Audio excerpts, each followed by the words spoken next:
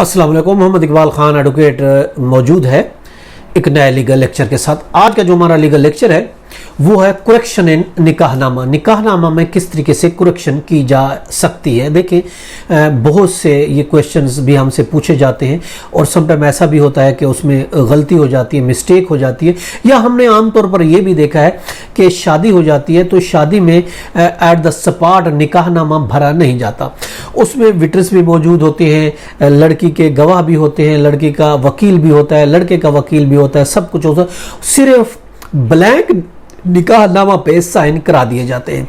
बाद में जिस पार्टी का वो काजी होता है या निकाह रजिस्ट्रार होता है वो अपनी मर्जी से कॉलम को फिलअप कर देते हैं, जो कि दूसरी पार्टी से कंसल्ट नहीं करते। हालांकि शादी के टाइम पर कुछ और बातें तय होती हैं, हक महर के बारे में, प्रॉपर्टी के बारे में, डेलीगेटेड पावर के बारे में, बहुत सी चीज़ें उस टाइम कुछ और डिसाइड होती हैं, लेकिन बाद में वो विद फ्रॉड के साथ और इसके अलावा वो अपनी मर्जी से उसमें वो चेंजिंग कर देते हैं, अपनी मर्जी से वो भर के बाद में दूसरी पार्टी को निकाहनामा दे दिया जाता है। अक्सर ऐसा देखा गया।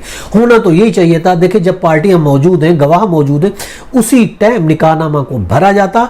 भरने के बाद जो जो तय शर्तें हुई हैं शादी की, निकाह की, हक महर की, और कोई प्रॉपर्टी है, कोई जेवरात है, सब चीज़ जो भी डिटेल है उस टाइम भरी जाती और उसके बाद निकाह का एक पर्त जो है वो हैंड ओवर किया जाता दूसरी पार्टी को, ताकि एक प्रूफ हो जाता कि वाकई जो चीज़ हमने कही है वो इसी तरीके से है। बाकी वो बाद में उसको रजिस्टर्ड करा देता।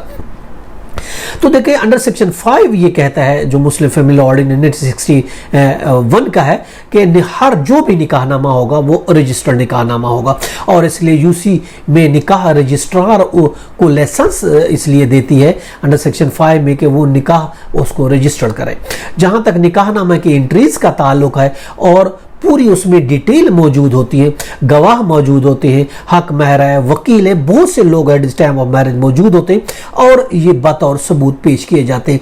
कोई अगर उसमें जायदाद लिखी जाती है तो फिर भी देखिए, सबसे इंपॉर्टेंट, अगर केस फैमिली कोर्ट में चला जाता है तो फैमिली कोर्ट वर्बल एविडेंस को नहीं देखती। जो निकाहनामा रखा हुआ उसको प्रेफर करती है, कोर्ट उसी के मुताबिक डिसाइड करती है, उसी के मुताबिक जजमेंट और डिग्री देती है।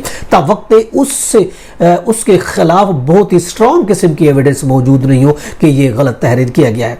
देखिए, अंडर सेक्शन 23 ये कहता है कि अगर कोई निकाह रजिस्टर्ड, मुस्लिम फैमिली ऑर्डिनेंस 1961 की बात करें तो 23 ये कहता है कि अगर कोई निकाह रजिस्टर्ड है तो उसकी वैलिडिटी को फैमिली कोर्ट में क्वेश्चन नहीं किया जा सकता, क्योंकि एज पर लॉ उसको रजिस्टर्ड किया गया है।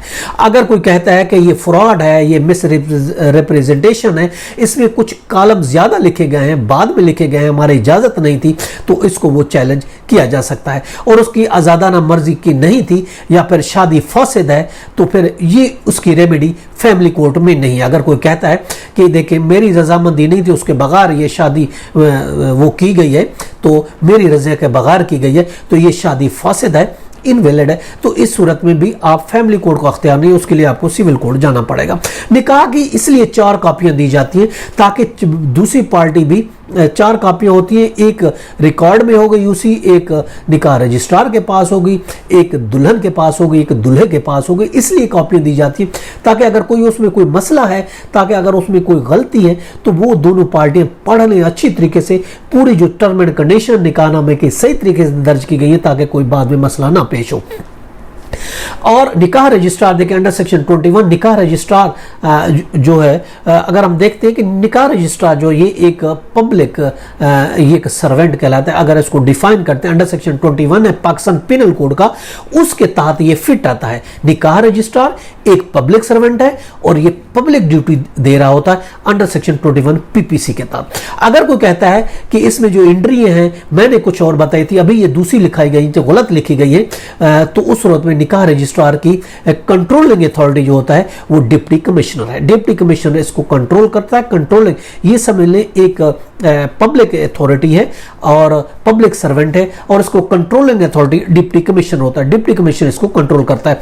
अगर आप कहते हैं कि इसमें कोई एंट्री गलत हो गई तो प्रोसीजर ये है कि आप करेक्शन के लिए आप डिप्टी कमिश्नर को एप्लीकेशन देंगे और उसके थ्रू आप उसकी करेक्शन करवा सकते हैं। उसके लिए रूलिंग भी हम आपको दे रहे हैं। देखिए PLD 96/7 कराची पेज 165 है, इसमें यही कहा गया है कि अगर कोई गलती हो जाती है तो करेक्शन आपने करानी है तो आपने डिप्टी कमिश्नर को एप्लीकेशन दी जो उसके कंट्रोलिंग अथॉरिटी, उसके थ्रू आप निकाहनामा में जो भी आप करेक्शन कराना चाहते हैं वो आप करेक्शन करा सकते हैं। और इसके अलावा ये रूलिंग दूसरी भी हम आपको दे रहे हैं, वो है 2000 PLD 355 लाहौर है। ये दो रूलिंग है जो इसमें यही कहा गया है कि अगर आप में कोई करेक्शन आपने करानी है तो आप डिप्टी कमिश्नर को एप्लीकेशन देंगे, उसके थ्रू आप निकाहनामे में करेक्शन करा सकते हैं।